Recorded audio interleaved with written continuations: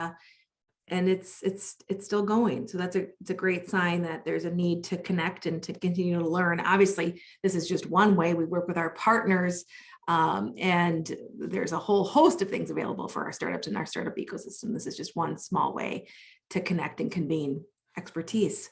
So I'm going to turn this over to my colleague, Maddie LeClaire, our program specialist for Launch Minnesota, and she is going to be the moderator today. And I'm going to hit record. Welcome. All right. Good morning, everyone. Thanks, Neela. Thank you for coming to another edition of Friday Forums. Today, we will be talking about one of everyone's favorite topics, which is investing, specifically pitching angels and VC investors. It's something that everyone loves to talk about, and it's often a pain point for many startups. So we are lucky to be joined by three wonderful panelists today, Sophia Fund, Tundra Ventures, and Groove Capital. I'm going to turn it over to our panelists to introduce themselves. Adam, you want to start us off? Good morning, everybody. My name is Adam Cho, one of the three partners at Tundra. We're an early stage venture fund. We focus on companies that are in tech, consumer, and health. And outside of that, our biggest focus is finding companies that can use the most amount of operational help at the earliest stages, and we're trying to help them get to their next fundraising round. So our goal is to work with early stage founders that might not have access to traditional capital or might have too much a quote unquote risk associated with their opportunity, so we can step in and help them get to the next stage. Great, thanks. Kathy? Hi, Kathy Kinnett, one of the managing partners at the Sophia Fund. We are actually operating our second fund right now. We invest in women-led technology-based growth businesses. And by technology, I don't just mean IT, I mean other kinds of technology. We typically invest after friends and family round.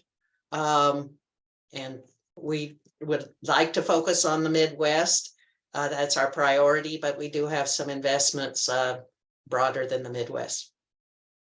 Got it. Thanks. Reed? Thanks, Maddie. I'm the founding partner of Groove Capital. We are the predominant pre-seed investor, primarily focusing on companies in Minnesota. We are industry agnostic, focus on that stage in this geography. Looking at our Fund 1 portfolio, we're now 56 investments into that, just kind of winding down Fund 1 and switching into Fund 2. We also, in addition to our own investing from our fund, have an angel group where we syndicate our deals for co-investment, which often looks like helping with those kind of friends and family rounds. So desire to be your first stop on the trail of fundraising. If we're not able to support you, we'll give you some clear rationale for why that might be, and try to help you get there, whether it's with us or somebody else. Cool. Thanks. All right. Thanks, everyone. Well, let's dive into our questions. We can start in the same order with Adam first. What criteria do you consider when evaluating potential investment opportunities, and how do you prioritize that? I think everyone on the panel will probably say the same categories in some order, with different weighting, but we're all looking at team, traction, product, and opportunity. I'd say product is probably the least important, and when I say that, people are probably curious as to what I mean. When we're investing at super early stages, the product will inevitably probably pivot once or twice in its lifetime. So we're more interested in what the vision is for the opportunity that they're chasing after, because the product will probably evolve. That being said, sometimes a product's one for one, and that's what they go with and move forward with forever, but it's usually not the case. So when we're looking at early stage deals, we're trying to really determine whether or not the person has a unique perspective on business that might currently not be being tapped to its full potential.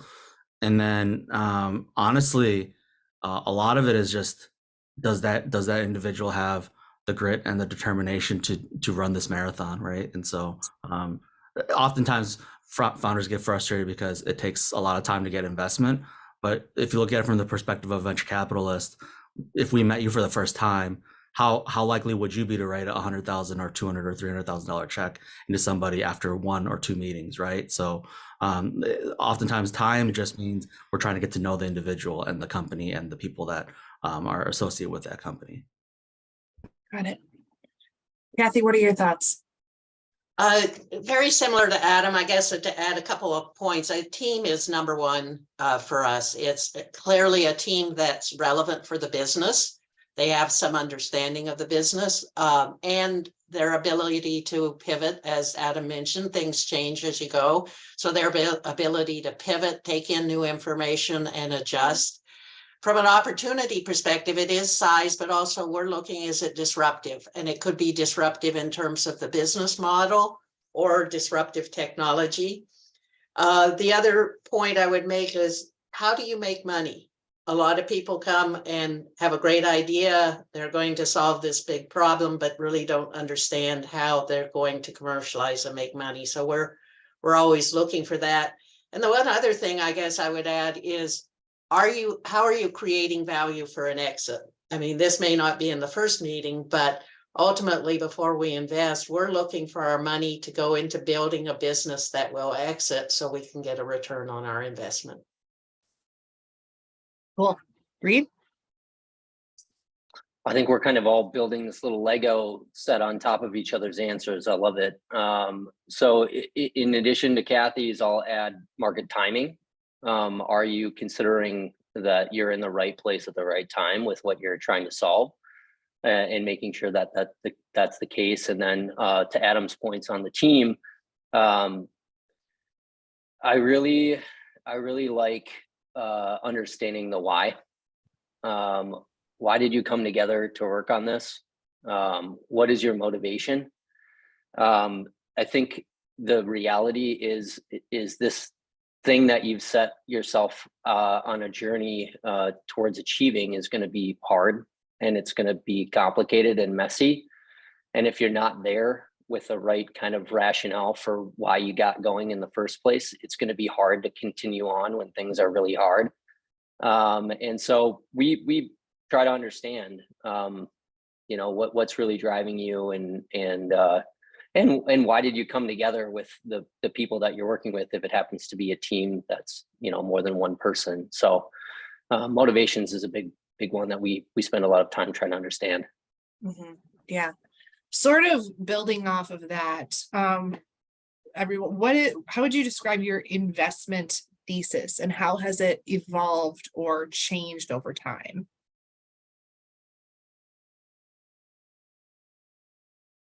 Adam, what do you think?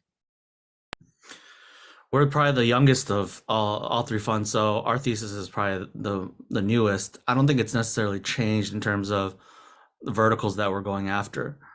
We feel as though tech, consumer, and health are ones that oftentimes the founders that we're trying to work with, underinvested founders, they're going after opportunities that also are addressing needs for underinvested and overlooked audiences and patients, right? And so it's kind of compounding in the sense that it's not just different people coming forward with good ideas that are often, part of that less than 10% of fundraising dollars going to those individuals, but they're generally building solutions for people that have been overlooked as well. So in that regard, there's probably a lot more blue sky opportunities in that regard, as cliche as that sounds.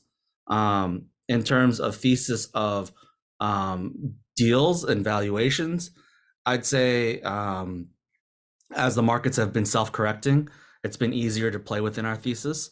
And we're trying to do more to ensure that both sides are getting a fair deal, because last thing we want to do is come out the other side of it and then have the inverse happen, where now founders are in a spot where their deal terms are so bad that they can't go out and do whatever they need to do next, right? So trying to find the fair deal is probably where it's hitting a moving target, but we're doing our best. And I think a lot of the Midwest investment groups in town have similar mindsets, so it's been easier to have those conversations with founders because they're probably hearing the same thing from multiple groups in town. Mm-hmm. Yeah. And Kathy, I'm interested to hear your answer, especially because Sophia Fund has been around since 1998, right? Right. Right. Yeah, I wouldn't say that we've changed a lot over time. We're still focused on women-led technology. We do emphasize B2B, which probably we said that before, but we have to say it even louder now. We get a lot of people coming at us with consumer applications, and we don't do consumer applications because what's really important to us is what value we can add beyond the money. And we don't have a strong consumer network or basis in our group. And so we're looking at things where we can really leverage our value and help the company. I really want to emphasize Adam's comment about structuring deals. I think that's one of the advantages of the Midwest is investors in the Midwest have tended to be less caught up in some of the things that happened on the coast. And some of the correction, I think, is good because one of the things that we do when evaluating a deal is looking at, do the terms make sense all the way through to exit? Because you may have follow-on money, you need to be able to add follow-on money, and you need to have an exit, a deal structure that will add value. And if you invest in a deal that isn't going to be able to attract follow-on, you've not helped the entrepreneur or your investment either way. So I guess the one thing I would say is that we are not industry limited, but we're more about what the problem is being solved is. For example, several of our recent investments have been about disruptive process improvements in various industries, but they were disruptive and it focused on process. So Reed?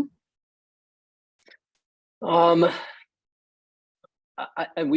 we set out, I kind of put together a core thesis of ingredients that I thought I had seen either in my personal experience or with all the work that we did with Beta of kind of what helped teams be successful and kind of get to the next level. And that's, those are attributes like storytelling, financial literacy, grit, balancing kind of sales with product expectations, the speed that you move. So I kind of set that out at the beginning, and I think today we still look for those things as we're evaluating different companies. So I would say the core kind of way that we understand and consider deals is the same. The amount of information that we have available to us now versus when we first started investing at the beginning of 2021 is very different. We now, after seeing 20 to 40 deals a month for the last 2 years, have a corpus of, data points that we have available to us to say, how does this compare to that? How do these terms compare to those terms? And how can we find something that makes sense for the market that we're focusing on? And so I think we're making better decisions, and we're seeing kind of how those criteria play out now a couple years later of the teams that are graduating to the next stages. And I would say the good news is like it's functioning for the most part like we thought it was going to. Good.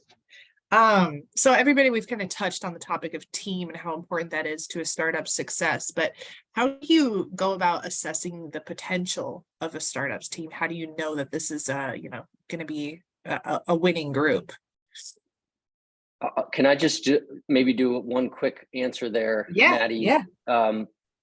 Because I think we recently made an investment in a company called Q Rounds, and I think they're a good example of the journey that we've had together. We're looking at this deal for at least a year, probably more. In the first interaction, we first discovered it from a relationship that we had with the G-Beta program in town. We got a pitch from Mike, who's the CEO. It looked good, but it was a little early. We gave them some feedback, asked them to come back, and they did. And the point that I think is important for all of our entrepreneurs to hear is what I really liked about that group was they showed up at the different things. They came and they pitched at Walleye Tank. They were in the Minnesota Cup. They took advantage of the resources that are available in this community, and every one of those was an opportunity for us to kind of take a glimpse and see what had changed. And so we saw these little data points, and that is what kind of gave us indication of a team's ability to execute. Because like if you plot those things on a graph and that line is trending upward, now we know that, okay, this is a group that might have the ability to take things to the next level. So I would encourage everybody just to take advantage of things like this, because we're watching and we want to see that kind of trending data point over time. Mm-hmm. No, that's great. And I'm glad you brought that up. I know one of the questions on Launch Minnesota's grant application this past time around was, what sort of events have you been, or like what groups have you been involved in the local startup scene? Did you go through Minnesota Cup? Did you pitch at Walleye Tank? Did you do the beta showcase? All of those opportunities are a chance to show off your team and to show the improvement that you've been making. So yeah, excellent point. Kathy? Yeah, I think that I love what you said, Reed. That's a great story, because that is the biggest problem. I would say right now we're in due diligence with a couple of deals, and the communication is not good. And that is frankly probably overweighing a lot of the other analysis that we're doing on the deal. The fact that we're having to pull communication, understand where they are not visible in the communities. And so, again, that is probably a big negative on terms of the team and going forward, because one of the important things in the team is being able to, are they able to pivot, adjust, take in information? We position ourselves in our portfolio companies to be able to for them to reach out to us, talk to us, ask for help, be able to offer them resources. And if you can't get communication when you're first looking at the deal and understanding the terms, etc., then that's going to be a problem going forward. One other quick point I'll make and let Adam talk is know your numbers. I was at a panel the other day when they talked about this.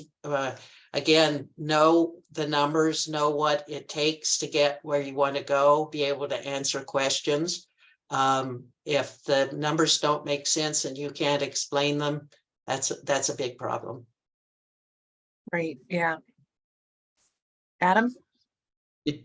I can't triple stamp or quadruple stamp what Kathy and Rita have said enough. The only thing I'll add is coachability, right? If you're investing where Reed and I are investing, and even where Kathy's investing, no founder is perfect. We all have our inefficiencies, deficiencies, whatever you want to call it.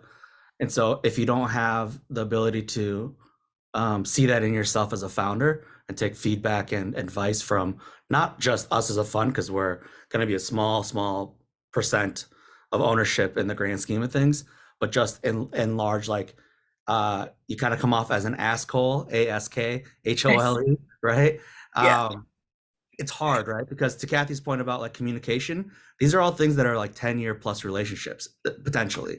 And so they're compounding. So personality is a huge part of this whole paradigm, right? I've made the mistake plenty of times in my generator days and prior where I put aside personality conflicts that I thought might happen to go after a huge opportunity, and it turned into just a huge headache, right? And so I think that's the only other thing I'd add about that on the founder side. Yeah. David with Gopher Angels in the chat says team with relevant and complementary skills. Absolutely. That kind of echoes what we've also been saying here. I'm going to ask our panelists a question, and then I'm going to drop a question in the chat. So participants feel free to answer that as we're chatting here.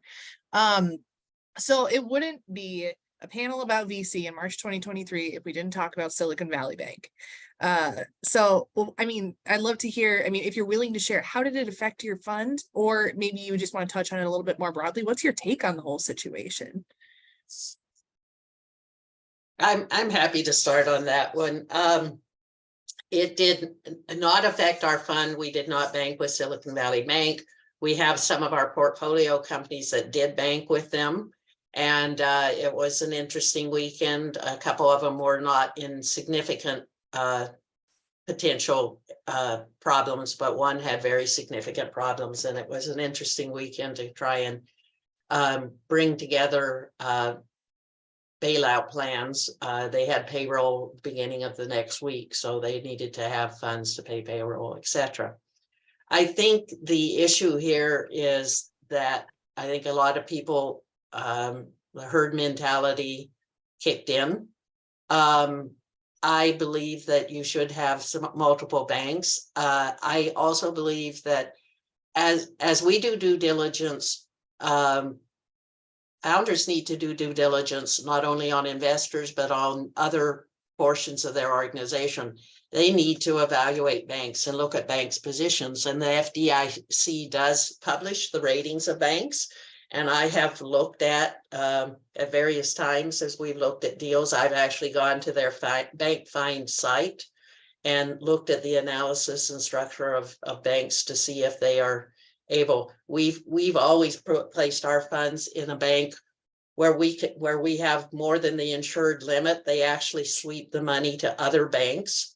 So we bank with one bank, but we have 250,000 spread out to multiple banks so that we were covered by the FDIC insurance. Got it. Adam Reed, anything to add? What do you think? We're taking turns. It's an interesting, it was certainly a stressful weekend.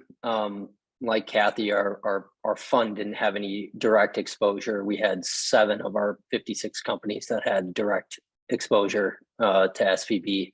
And like Kathy, trying to come up with plans for payroll. The timing was awful related to kind of mid-month functions of a business. But I think the interesting thing that you know, a lot of people might not know is or kind of realize is like directly, you know, SVB has never had a very good job, has never done a very good job of penetrating this market.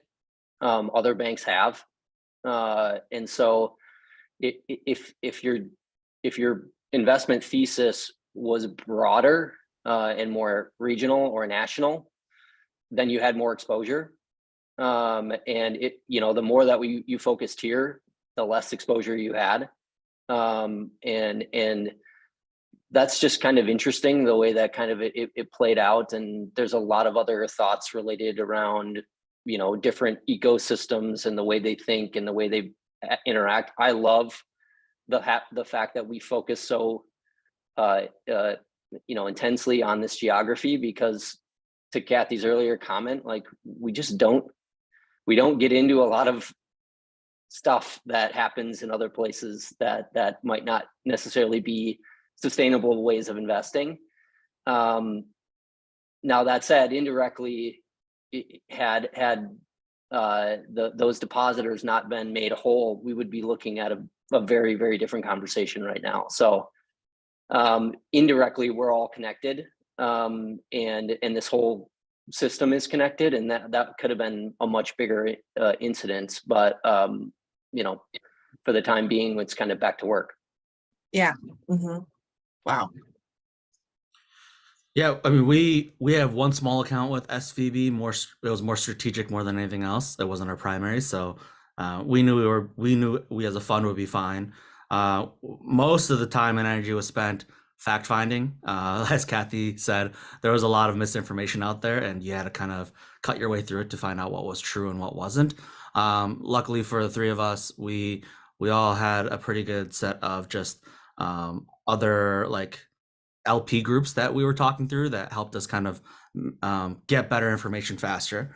I think the biggest concern that we had was, you know, had the feds not stepped in, most people would have been 90 to 95% made whole. It just would have taken a lot of time. And so I think long term, we knew that investors and founders weren't going to get access to their capital. But to Reed's point, you know, it was the short-term impact that was going to be the bigger concerns for us. And if those short-term impact and then cascaded into longer-term impacts, we would have seen an impact here locally too, right? The startup world is so interconnected that had other dominoes fallen because of this, there would have been more outcomes that we don't even know what they would have looked like. So just more of a hoping and praying. And I think I said Friday before I logged off of Slack, I sure do hope the Fed steps in before Monday, and Sunday afternoon they sent out the message. And then at that point I just kind of was like, all right, I can go to bed a little bit easier tonight. Yeah.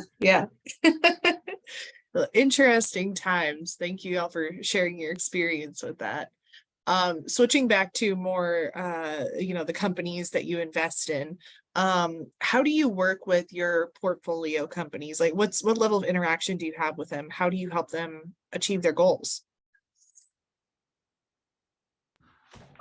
Our goal internally is to get as many of our portfolio companies to a Series A investment.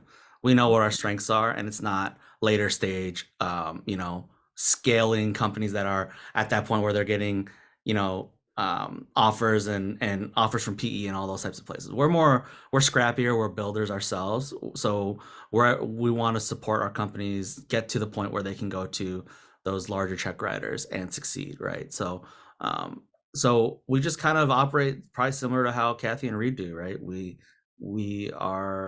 just like managing directors of accelerators, but instead of an accelerator, they get access to us for the life of their company, and we're investors from a traditional manner. So if that means monthly calls, we do that. And if it means emergency meetings, we do that as well. And we also help with pitch decks and whatever else we can do that'll help them save money and time. And Amanda's an attorney, so a lot of legal stuff, she can kind of give someone an 80% once over and then say, all right, here are the 3 or 4 questions you should ask your lawyer so that they can preserve more capital in that regard as well. Yeah. Kathy or Reed, I say you go off mute first. I'll go for Reed. Go ahead, Kathy. Totally agree with Adam. Can't add a lot more other than, we leverage we want to prepare for the next stage, and we really leverage our resources and our networks where we can introduce them to people who can get them into new customers, understanding networks, helping build out their business model, however we can help. Because many of the times we're investing, the business model, what is disruptive is often the business model, and it isn't quite proven out yet. And so we try and focus on helping them get the intros they need to help understand that.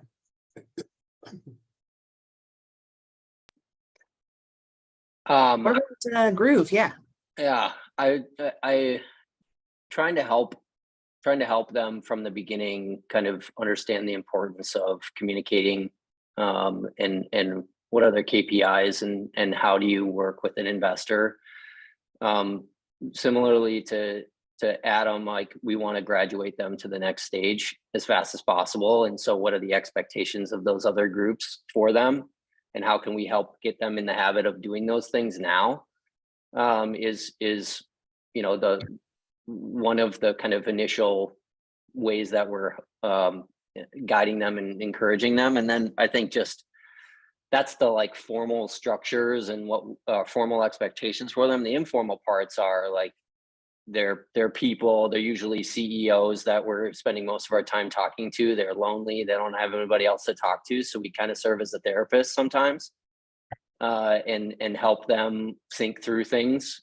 They don't really have advisory boards where we invest. And so we're kind of the de facto, somebody to help check their work and give advice to and try to help where we can. So they're on the acute side of things. Yeah, it's the emergency meetings and calls and like, I just got this thing. What am I supposed to do with this? And calming them down, reassuring them, and then reminding them like, you're here because you have an intuition, like you need to be developing this skill set, to trust yourself and to trust your team. And it's a lot of the softer stuff that you might not ever have expected to find yourself in a conversation about, but that's what we want to do. Mm-hmm. Yeah. Can I add a point a little bit on that around often the deals we are looking at, it's maybe their first time they've had a board of directors. And one of the things that we've done with several of our companies is help them understand the role of the director. When you're starting to take in $1 million of other people's money, you start needing to have some representation from those investors on the board. And one of our, just a quick story, we had one of our early investments. They were like, we don't need a board. It's just the founders. And when we go to the next round, we'll get a board. And we said, no, you've got $1.5 million of other people's money. You need to have a board. So we finally convinced them to set up a board and taught them how to work with a board, to use the board to help them, to also what they needed to run by the board and not run by the board. Their concern was next round, would they have room for a VC? And we said, at that round, we probably will move to an advisor role. We'll step back. We know that, but you need to start building this understanding of how to use the board and respond to a board. So. We had a good question from the audience. How do you support your portfolio companies if you don't have the sector knowledge? Do you have any examples from your past? Anyone? Yeah. Oh yeah, I'll just we just lean into the network of LPs and angels and other kind of resources in our sphere. So if it's a device, for example, I'm slightly dangerous in there, but there's, I'm gonna pass you along to somebody that, is an ex-Medtronic person or Boston Scientific or somebody that knows the space kind of backwards and forwards. And my job is to connect them to people who are much smarter than I am on that subject. If you don't have sector knowledge, that we probably wouldn't invest without someone on the team with sector knowledge. Now, again, back to the communication point early on, we would, if we'd been communicating with you early on, we might be able to point you in that direction. But sector knowledge is extremely important in terms of not only validating the value proposition, but also the go-to-market. So it's not just a technical product, but understanding the go-to-market and the exit. So we could point you in the right direction, but that would probably be too early for us to invest. Got it. I'm not sure at this point if we're talking about founder side or investor side, but I'll just address both. Agree with Kathy on the founder side. If you aren't, I guess the one caveat would be if you're not technical, but you're trying to build a technical product, I'm a little bit more flexible in that regard. If you have a good idea, but you just don't have the ability to code it yourself in terms of that kind of sector knowledge, depending on how early you are and what your plan is to address that, that's not a full stop for us. And then, like Reed said, if we personally don't have a deep knowledge, ideally we can identify that deficiency very quickly and be transparent about that and say, hey, look, we aren't going to be able to help you with like the coding or the formulas or the algorithms, but we can help you with everything else that comes with being a founder. Because, honestly, as silly as this might sound, the product is one of the easiest parts of a startup. It's everything else that's really, really hard. So, and oftentimes founders step into a situation where they think they have a really good product, but they haven't got a clue in the slightest about the marketing or the sales or the biz dev or the HR or things of that nature. So there's plenty of other things that are the 80% of the operations that isn't just product that I think most early stage VCs and angels, I think they can be helpful with. Mm-hmm.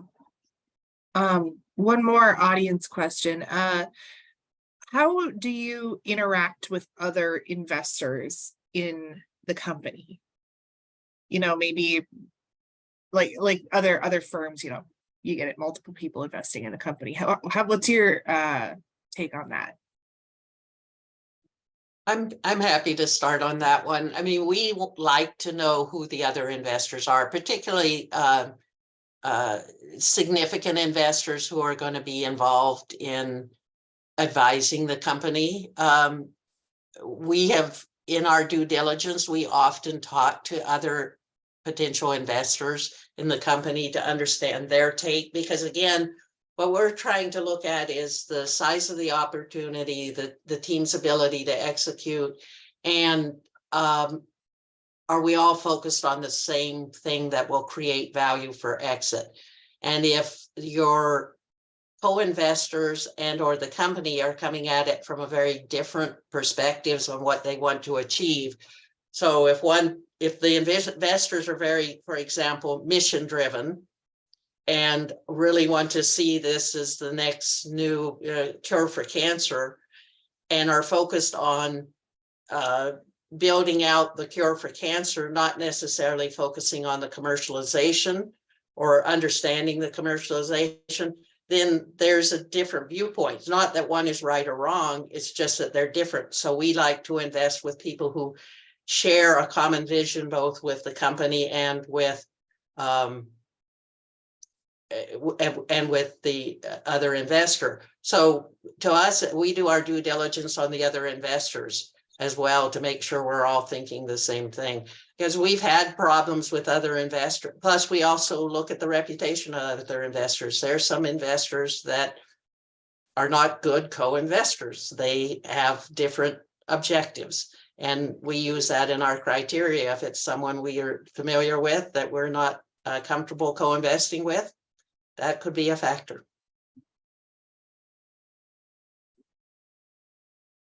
Got it. Great. And then here's a question I'm interested in everyone answering. What emerging trends in technology or industries are you currently most excited about?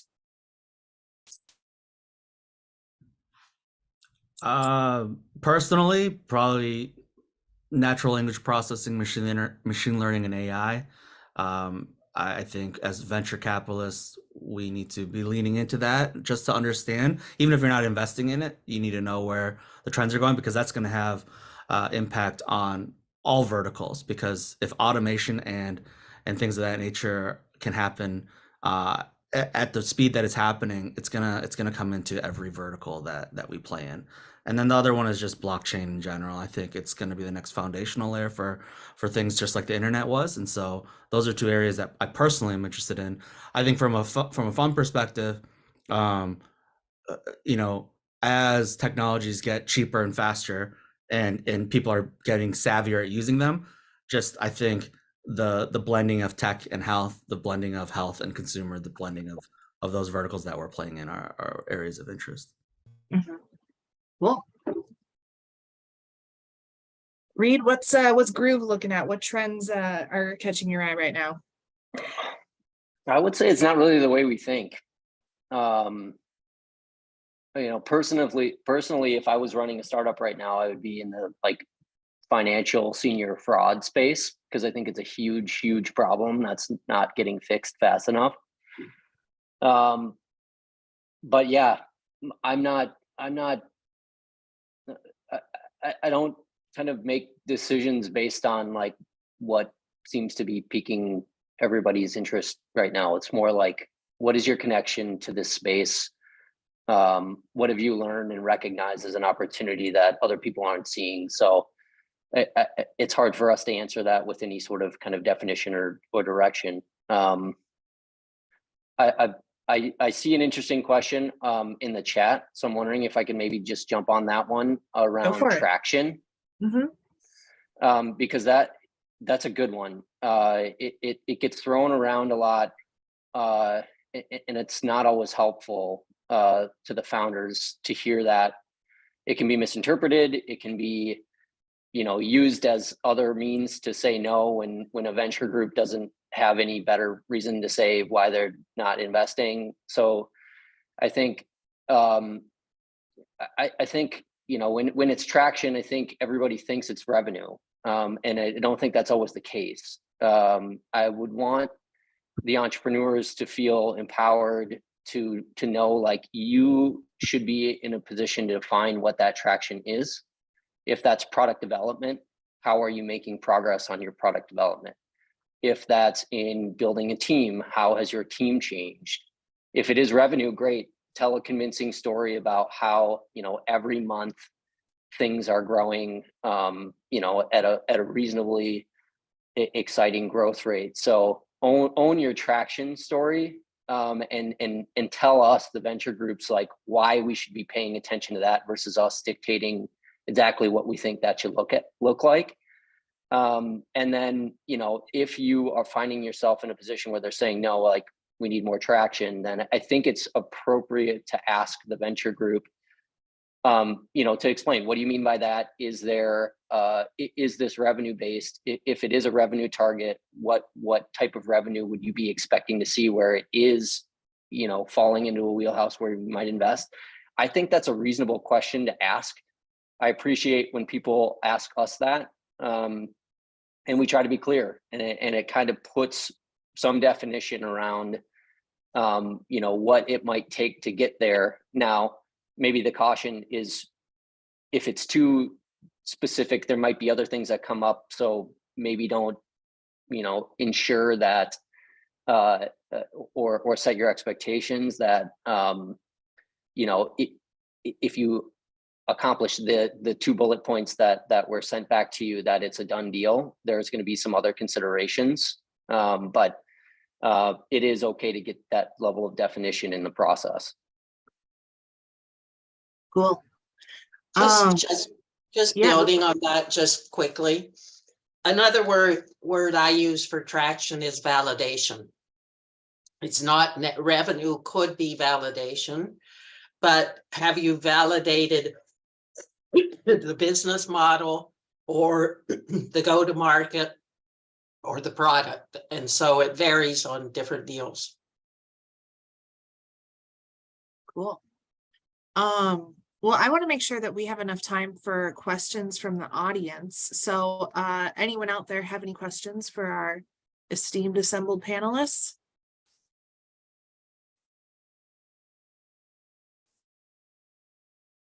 You muddle that over. I got a couple more for him. What advice do you have for startups that are currently fundraising? I have 2 things or 3, I guess. Don't set a timeline. It's going to take 2 or 3x longer than you think or want it to take. And I think lastly, you know, don't expect people to just fall in love with you after one meeting. So persistence is important as well, in the sense that it might be 3 or 4 Zoom meetings or more, depending on how early the conversations are and whatnot. So, and then the last thing I'll throw in there is it's kind of a full-time job in itself, and not kind of, it is. And so sometimes it's just being a founder isn't a fair game. And so if you are a solo or a team of 2 or a team of 3, understanding that whoever is taking on that lion's share of responsibility for fundraising, it is, to Kathy's point, you want to be responsive. You want to know your numbers. You want to be able to reach out to cold people diligently, right? So that takes a lot of time and energy. So it's not something you can just do overnight.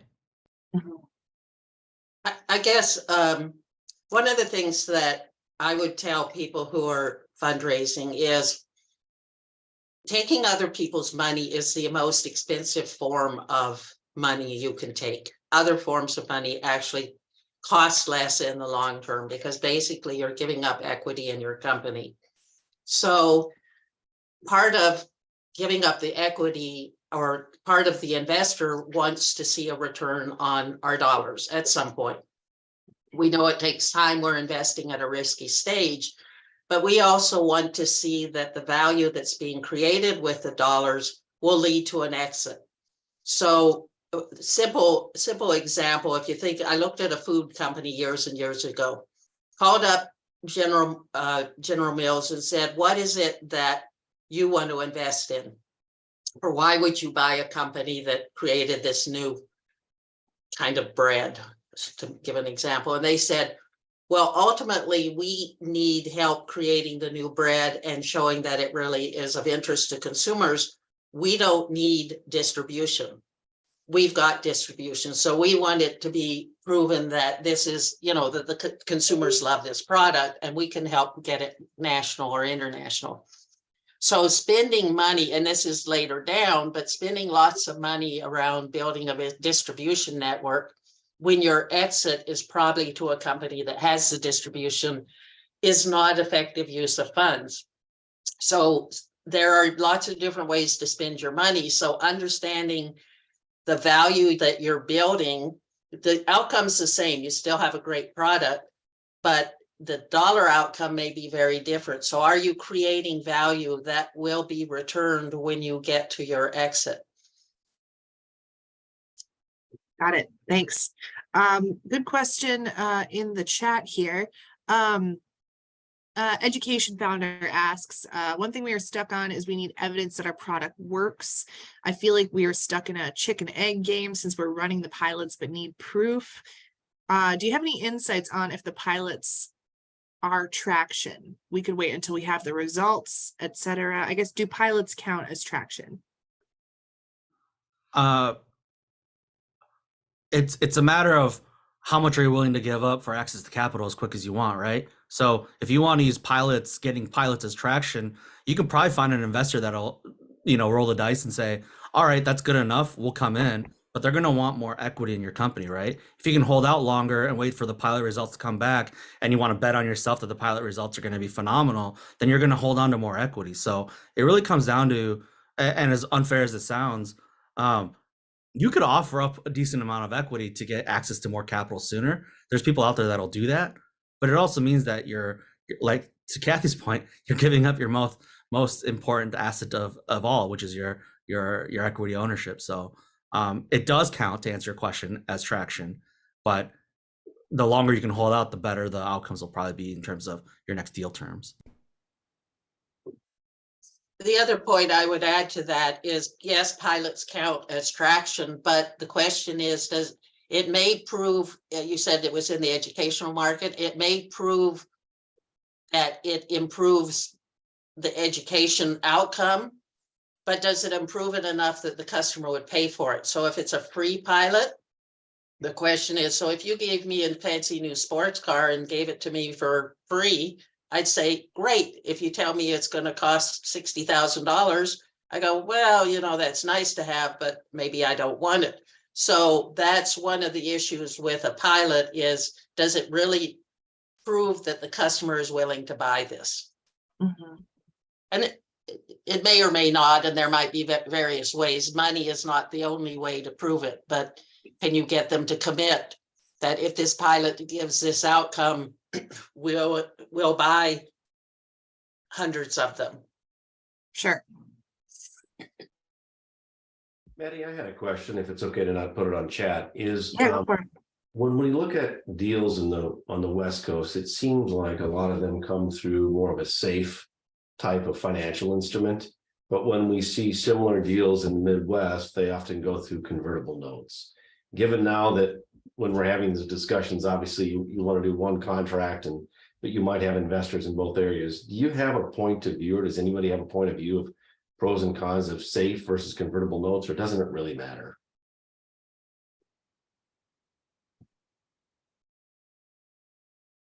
It depends on the investor and their perspective on it. Some people will still kind of have a preference towards one or the other, so you could ask. We've done both. I would say at the beginning it was probably equal parts, both instruments, and I would say in the last six months it's almost been completely post-money safes with discounts, and we like that because it helps us understand kind of what our potential value might be. It also it protects us in the event that the founder kind of endlessly raises. Yep. And so it's got some features that we feel kind of get us where we need to be. I think there's my personal belief on the debate between the two is, like, I think it just both can be fine. Both work the same when the company fails. Both work the same when the company gets to the next level. It's what happens in between the two that they have some different functionality. So we tend to gravitate towards the safe, and it's working as our companies are graduating from where we've invested into the price rounds. Yeah, that's really helpful. Thanks, Reed. Appreciate it. My comment, I don't think they're equivalent. I think the SAFE is much more of a problem for investors. It's better when there's a cap. It helps, but the investor is in a much weaker position on a SAFE. I will tell you just anecdotally, I was on a call this week with, we have a number of angel groups around the country, has a monthly call, and talking about a variety of issues, and the issues of SAFE, the Silicon Valley Bank issue came up, and there was a lot of talk about it. And then a number of people weighed in and said, this is an opportunity to kill safes. Interesting. Okay. I'm just Yeah. reporting, that was a call of 25 groups around the country, and the initial comment came from West Coast angel groups, and then was piled on by many others. I can't comment on that, but the one thing I'll say about our fund is we don't lead rounds. We haven't yet. I mean, and we would consider doing it. If we were to lead a round, we probably would just do it with the interest of speed of execution and cost of execution, and offer it to the founders that they can, present us with a SAFE with the terms that we want. That being said, if there's a deal that we want to be a part of and the valuation and the thesis and the founders look great, we'll do a note or a SAFE or even potentially a price round. So it's kind of every group is different. So I think that's probably where we sit on it. All right. Thank you. Great question. Hey, Maddie, Jeff Bennett here. Question Yeah. for the group. Do you have NDAs when you go through due diligence? And if not, what level of financial statement visibility are you expecting to see without an NDA? We don't sign NDAs, but my business isn't spilling other people's business. So, that kind of stuff, I think it's pretty self-regulating in our world. So I don't ever ask Reed for something or Kathy for something that's going to put them in a compromising spot. We don't ask each other those types of questions. And so I think most founders should operate with that type of mindset of like, these VCs aren't behind their back, like spreading things that they shouldn't be spreading, because we don't want that coming back and then it'll hurt us in the long run, right? In terms of financial transparency, I mean, if you're not comfortable sharing it with someone that's trying to write a big check, then that's probably a problem. I mean, if there is a certain reason why you can't or don't want to, be transparent about what that is, and maybe it makes sense. And there's like, okay, yeah, we understand why you don't want to do that. But in reality, like, everything should be viewable if you're going to have investors coming in on a deal.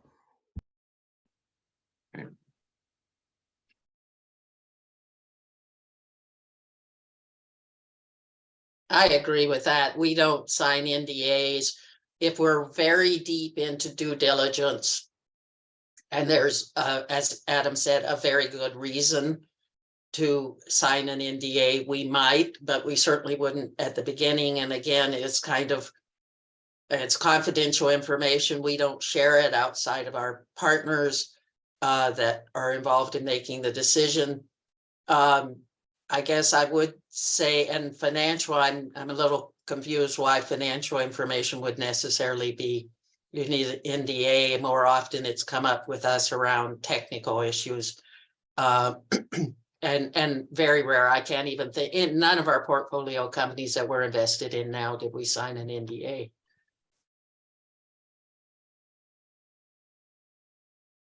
I will give one other example. We do background checks on portfolio company management teams on occasion, and I've never shared any of the detail, but another investor might call me and say, have you done a background check on the team? And I'd say, yes, it's good.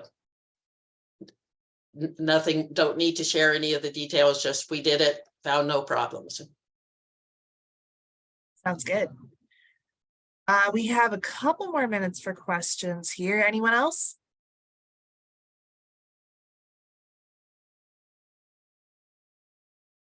It's going twice.